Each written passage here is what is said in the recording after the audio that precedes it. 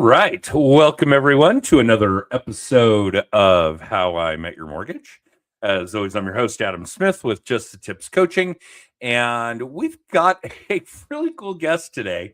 And I'm kind of surprised that it took us this long to have this guest on the show. It's really a surprise to me, and I'll get into some of those details, and it'll be a surprise to everyone who knows me or us or follows us closely.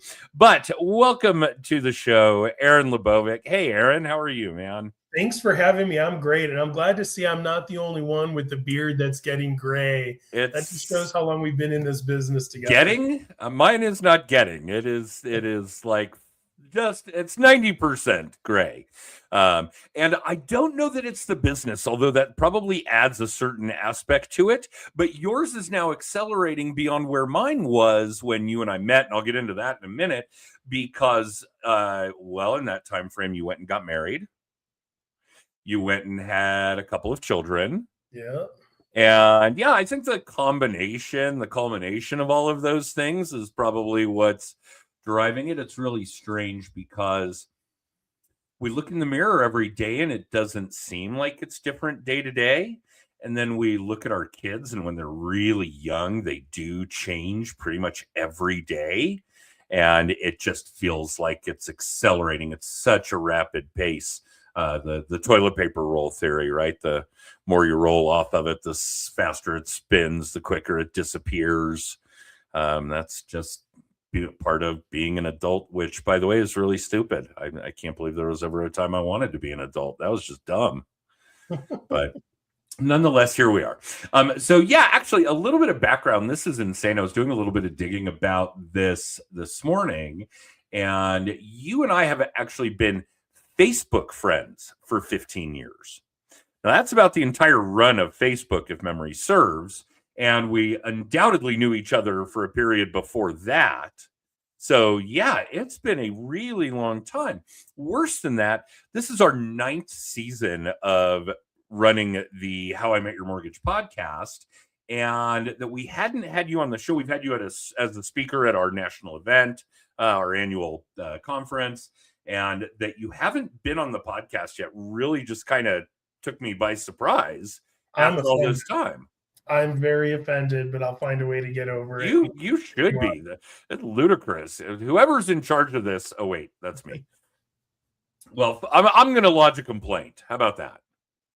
I think that's just going to be appropriate in that manner. But yeah, so a lot of those kinds of changes. And one of the things that I had recalled doing some of that digging is that one of the things that you had heavily focused on in another chapter of your real estate career was Renav and the software and tracking foreclosure data and all of these things that kind of gave you some economic insight beyond just being a good real estate agent. When it came to, legitimate, really deep secondary, tertiary things that were going on in the real estate business. And I can't remember exactly where all that fell in your career, but let's, dive into that. How long have you been involved in real estate?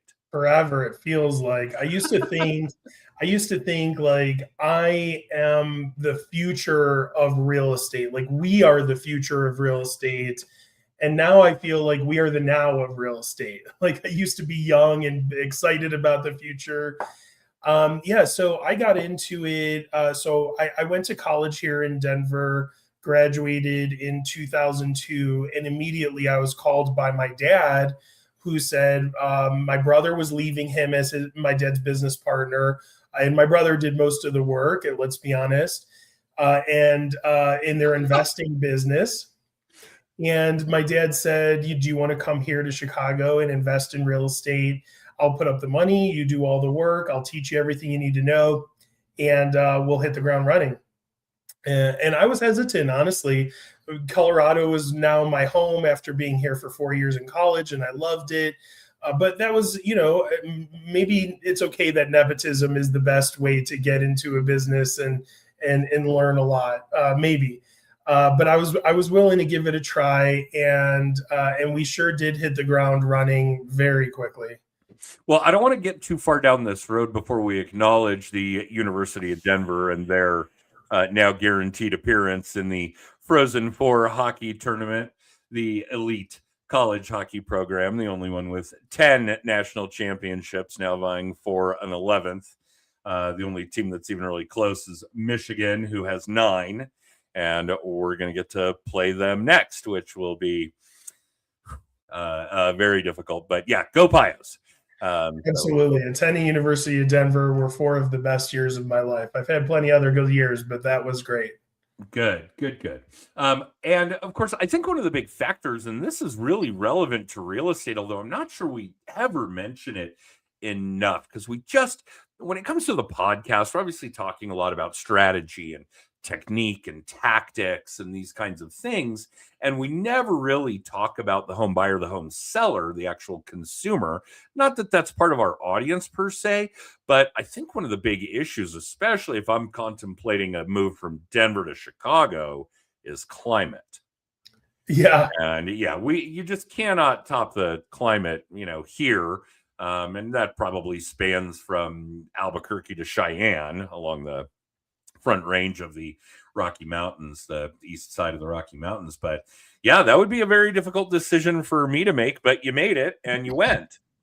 With the goal of going there, learning what I need to know, coming back to Colorado and implementing it here. And while I love my dad and I know he has only ever wanted what's best and success, we actually made some decisions that I'll chalk up for great lessons in what not to do.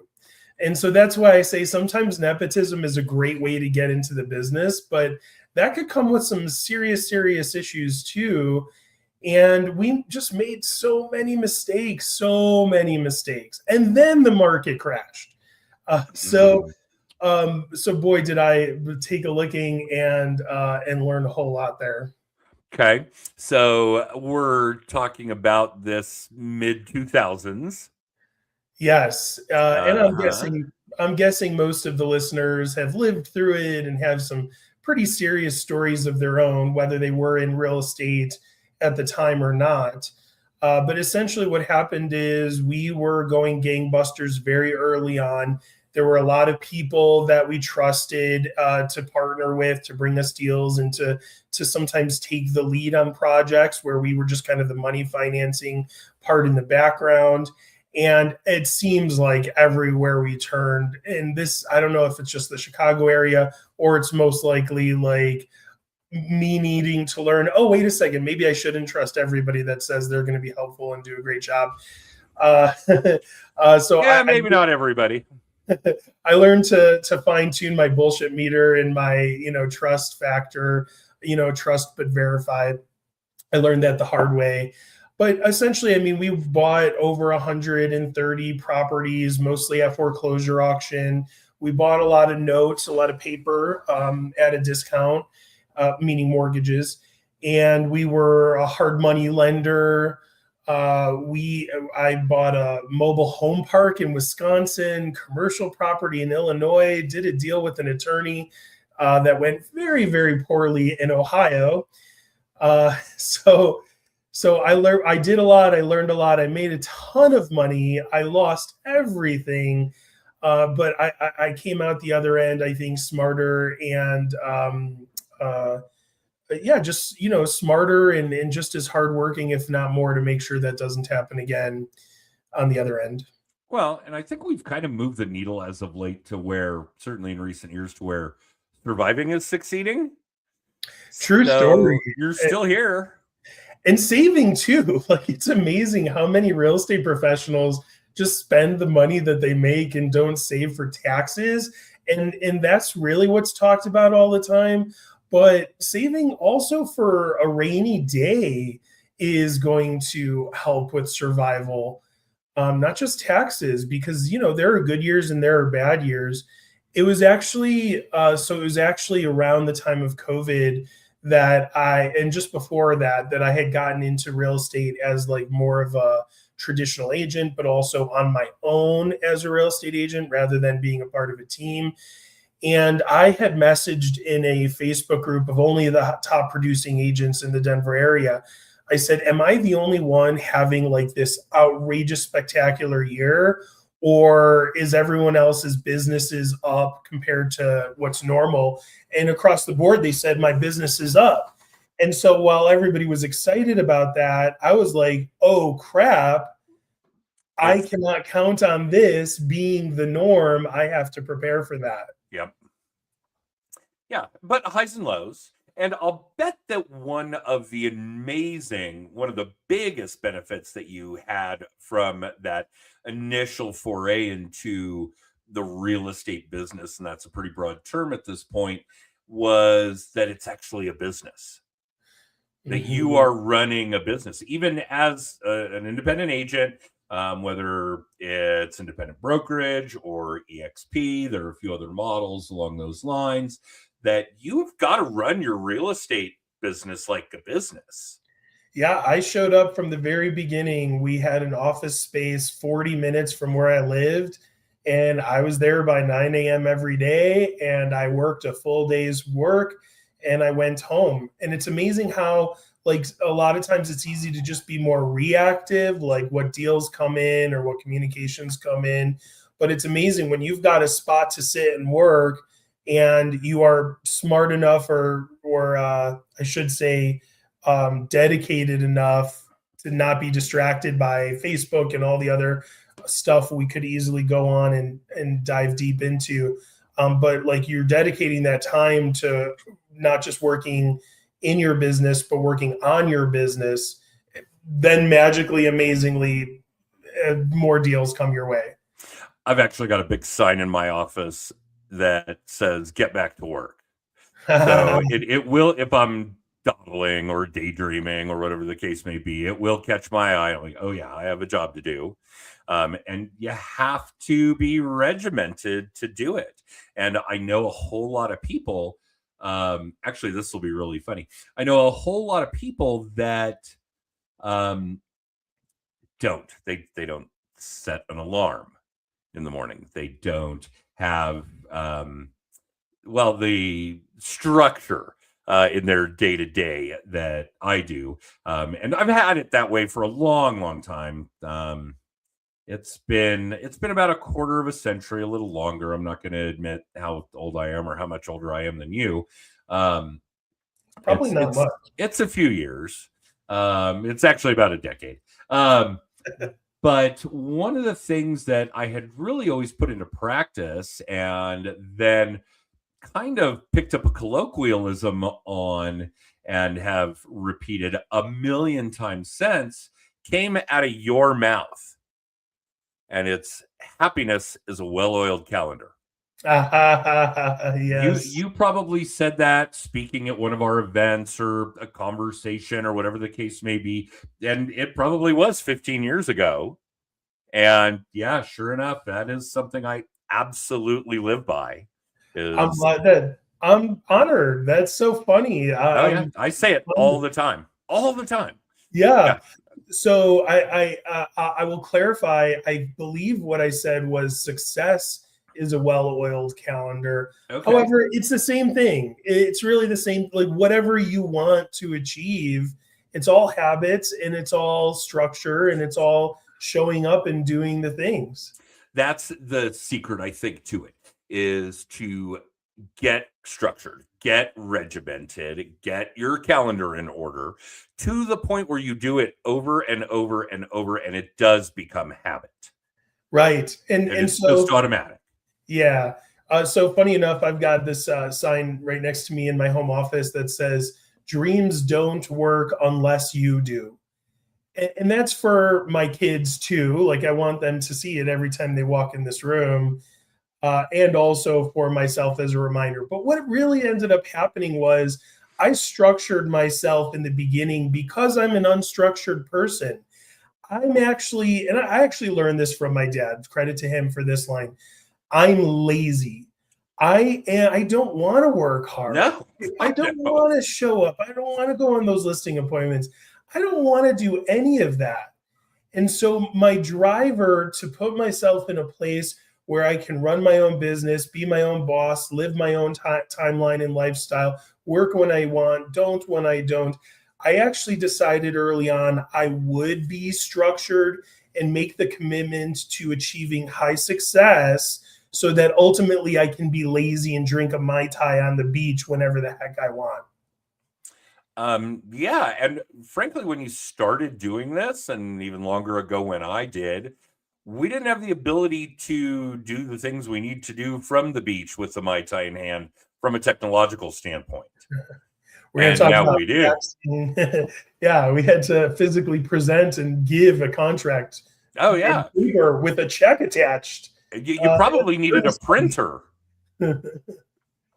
Yeah, the good old days. The good old days. Yeah, indeed. I still remember faxing in loan conditions. It's wild. Yeah.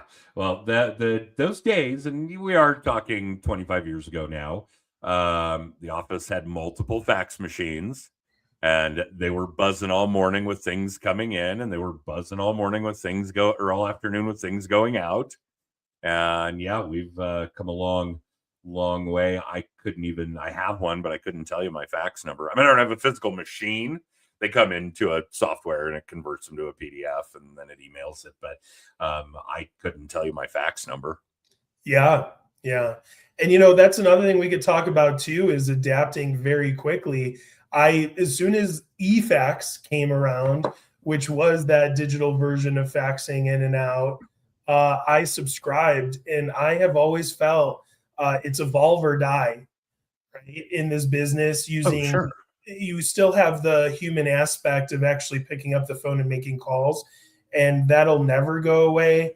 But adapting to technology and AI, I mean, I'm on it. I've got at least one program open in my browser all hours of the day. Oh, in both. When I'm here in my home office, and obviously the audience that sees it knows the difference just based on the background. All I'm really doing for the most part is remoting into my computer at the office. And I know at a minimum right now, Gemini is open. ChatGPT is probably also open on that computer. But I can see just looking at my computer here in my home office, Claude, Meta AI, Gemini, ChatGPT, all open and running. And yeah, I think that, and we may as well hit the fast forward button here and talk some about it. What are you doing in AI? Even at your age, you're still using AI and adapting. Even Ouch! Oh my God! So what was the question? Well, what are you doing in AI? Yeah. Oh my goodness. Okay, so let me back up a little bit because the things I see the vast majority of real estate agents doing, and I'm not talking about the bullshit like the animated action figure of yourself or the stupid Christmas photo with the giant candy cane, those kinds of things. Everybody did that, or running different kinds of profile pictures, just creating images and graphics with it. But besides that, the things that I really see that are still of frustration and improving, but still rampant, are one, people treating it like a search engine, because that's not what it is. It's not a data set. And we talk a lot about, well, certainly in our program, we talk about understanding that difference, like Google Maps. Really cool program, and you pop it open on the phone, or it ties into your CarPlay or your Android Auto when you jump in the car, and it knows everything. It knows where you're going, how long it's going to take. It knows traffic jams and traffic signals and accidents and speed traps and addresses and businesses along the way and stop signs and on and on and on. But it's just a data set. It's a really robust data set, but it's just that. Now, when I get into Gemini, and I'm a heavy Google user, when I get into Gemini and I say, hey, I've got to be at this closing at 3:00, and I need to get some gas in the car before I get there, and I'm hungry, and I got to pick up the dry cleaning. Now there's a process, and it'll come back to me and say, hey, yeah, if you leave right now, you can stop here and get some gas.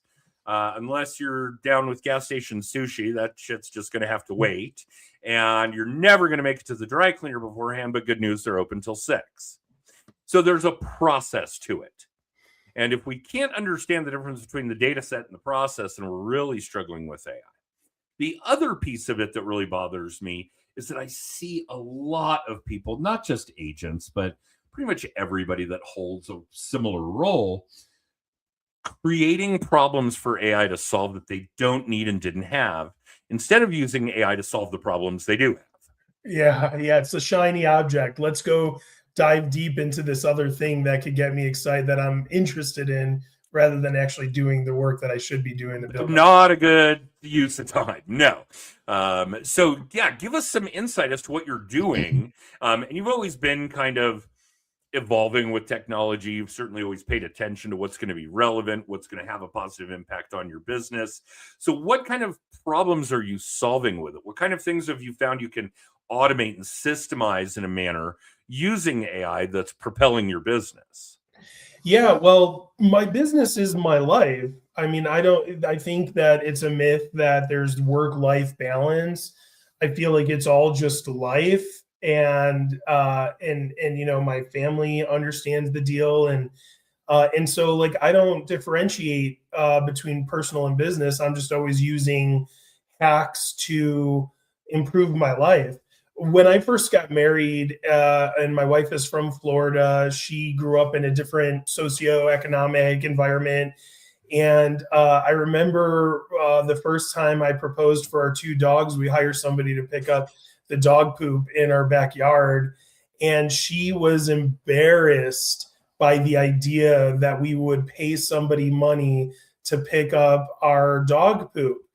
And there are people out there that don't like AI because it's like, hey, you're replacing the human and yada, yada. You know, I feel like if there are any hacks to give myself more time to spend time with my family, to better serve my clients, to do things I want to do while I am in this body and on this earth for the limited time that I have left. And it's even more a top of mind every day that goes by.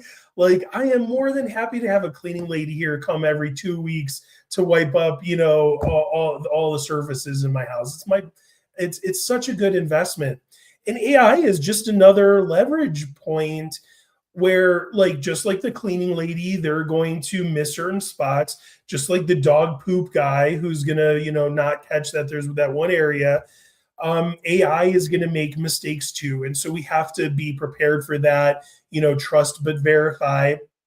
Um, but then otherwise, it totally opens up your world to making your life easier. There's no question. I wonder why right now that I can't easily just open up Alexa Plus or Gemini or ChatGPT to use.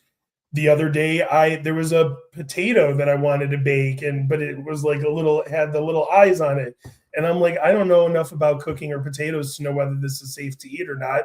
So I send a picture to ChatGPT, and it gives me advice not just on the safety, but how best to prepare it given the circumstances.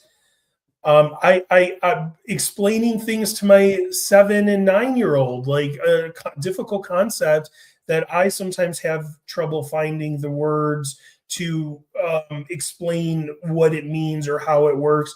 And so I'm also kind of training my kids too to, you know, it was like we used to, when we had a teacher, how do you spell something? What did the teacher do? They said, go to the dictionary, Yep. right? Sound it out. uh, and look it up and figure it out, right? To just do the best you can. Well, the modern version of that is AI. And I don't want to tell my kids how to spell that word. I want to teach them in today's environment how to find out for themselves and figure things out for themselves. Well, and I think that was very, very true. A different landscape when we saw the invention of the search engine. When you were first able to Google something, and I have no idea how long that's been, but probably 20 years, that we were able to kind of open up a whole new world of answers, of solutions, of problem solving. And I think that we've taken that another step. And obviously, by the time you and I are done here today, it will have taken yet another step. Obviously, in addition to the incredible rate at which that technology is advancing, the formula is getting faster as well. So, yeah, it's obviously a very, very big deal. But I do think that there's an awful lot to be said for using it to solve problems we already have. Not too different than what we did in the dictionary yesterdecade or the encyclopedia, those kinds of things. It's just a different animal that we seem to be having as, just from a societal standpoint, really understanding what it does and what it can do for us. Yeah. I think that's the biggest issue. And some people want to fight it. Back to my comment of evolve or die. If this makes me a better real estate agent, a better parent, a better cook, on the real estate side, I use it just to like as a wall to bounce ideas off of, like as a coach, as an assistant sometimes. Yeah. For process improvement, like how can I optimize this task that needs to get done?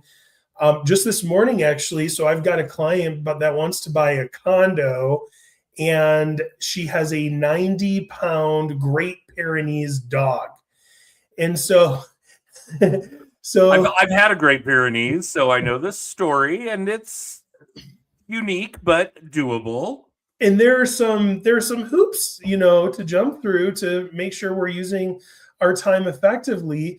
And she also has a branded work truck in addition to her personal vehicle. Wow. Okay. So yeah, super fun. But there's some manual processes I can do to either show the house and then see if she likes it and then do that digging. Oh, and she's a VA buyer, so there's that too. Okay. Or I used ChatGPT to say, hey, word this document for me, to ask the seller's agent, hey, my client's very interested. This is her short list. Can you find out for me, or just send me the HOA docs and I'll do the digging myself. And so I got a response back quickly this morning with all the HOA docs. Now I could spend all this time going through the HOA docs to see if there's any mention of size of dogs and branded work trucks required. Yeah. I just threw all of the documents in, even documents that I knew had nothing to do with it. They just sent me the list of documents. I threw it in ChatGPT. I said, all right, does this qualify or no? And it said, not only does it not qualify, but this HOA is having some serious financial issues. How long would it have taken me to figure that out, let alone the liability or being the person to find this information? A while, hours. So I just did in 5 minutes or less what, because of technology. I think technology is going to save us medically. I hate to say that. I should probably work out a lot more. Need a little bit healthier. But I'm not opposed to using technology in a way that improves my life and my business. Okay. Well, that's certainly a big one. And I hadn't heard anybody, certainly not on the podcast yet, talk about how giving your AI, and guys, whatever one you're using, giving your AI data is crucial. It's garbage in, garbage out. So if you're not giving it good information, if you're not giving it solid requests, you're not going to get solid answers. Again, it's going to be more time consuming on the verify aspect of it. You're going to spend more time proofing it than it would take you to give it good information. But yeah, I don't think I've heard anybody say yet that, I'll just throw the HOA docs into my AI, tell it exactly what I'm looking for, and it'll find it. That's brilliant. Yeah, for you to have done that research, even just on a single property, is going to take you a couple hours to dig through that stuff and find answers to multiple questions here. We're not just talking about the dog. We're not just talking about the work truck. We're not just talking about the borrower type. We're not just talking about whether or not the HOA is solvent and is going to meet all the guideline requirements for VA to get approved. But you were able to give it all that data, ask it to find the answers to the questions you're seeking, and it took you a fraction of the time. Or I should say it took AI a fraction of the time to get you those answers. And, that's kind of reminiscent. I'm a big fan of this movie about the original calculators at NASA, the actual human calculators back in the 60s that eventually got replaced by an IBM that could do an enormous amount of calculations. I mean, comparing it, even in an early computer, to what the greatest human capability is, was night and day. Yeah. And obviously the, turn of events there that I think is relevant to this conversation is that the calculators, the human calculators that wanted to remain relevant, that wanted to remain at NASA, learned how to run the IBM. Yeah. And I think that's kind of, a little bit of an insight as to where we are here today. If you really want to continue to remain relevant, it's not about getting better at what you're currently doing, because there's a glass ceiling there. It's about learning how to use the tools that are getting better that can assist you in what you're doing. I've always said AI is not going to take your job. And if you're in real estate or mortgages, for the most part, it's going to be a long time if it even ever happens. But AI is not going to take your job. People using AI are going to take your job. Yeah, true. Right? So, yeah, I think that that's really, really relevant. And I love that we're kind of able to parallel what's gone on historically when it comes to technological revolution, because this is a big one. This may be the biggest one. It's just leverage. It was like using a Google map or an Apple map on your phone. It's using technology to improve your life. Oh, I still use the map book. No, you don't. No. Do they even read? You know where maps go? Do they even right? I don't even know. I go to MapQuest and then print out the directions because I want to buy more printer, ink, and toner, or whatever the case may be. And that's another big piece of the puzzle. You've known people historically that are involved in tech businesses. There was a guy that used to just sell ink and toner. And if he's still in some kind of technological space, he's evolved.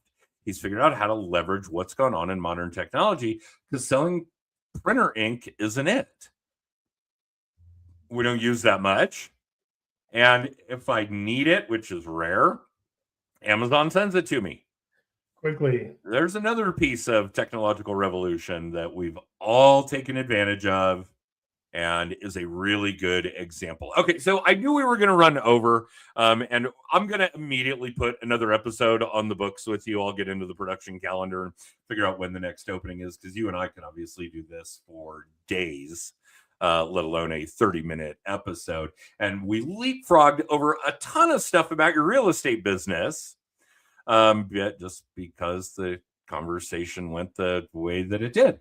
But thank you. This has been fantastic. And yeah, there have definitely been a couple of things that have been brought up that we have not discussed yet. So really, really relevant information. But Aaron, if people want to reach out to you and ask you some questions, or certainly if they want to buy or sell a house, how do we find you? What's the best way to get a hold of you? Yeah, thanks. Call or text me. My cell is 303-250-4440. I can also be found, on the socials, and it's my name, Aaron Lebovic.